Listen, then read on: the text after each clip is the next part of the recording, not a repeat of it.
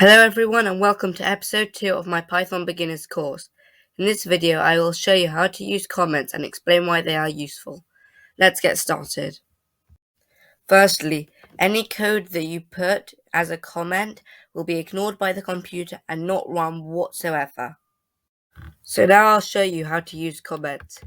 To use a comment, you simply put hashtag at the start of the line, then type whatever you want, and you can see that because we've got a hashtag, Python recognizes it as a comment and puts it in red. But if I type something without the hashtag, it would be in black.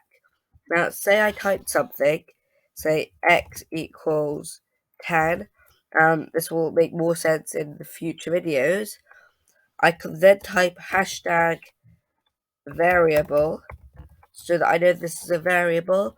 And then you can see that the bit after hashtag is red, but the bit before it is not.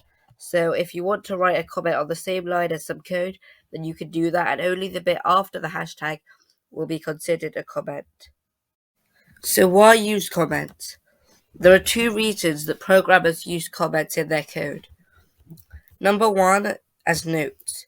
If you're looking at the code in future, it may be helpful to see what something does in case you've forgotten. And it's also helpful if someone else looks at your code and wants to know what it does.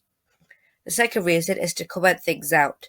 If you've got code that isn't working and you're not sure if this line is the problem, then you can put a hashtag at the start of the line, like I'm doing right now, and then try and run the code with that line not working, and you'll see if it does that.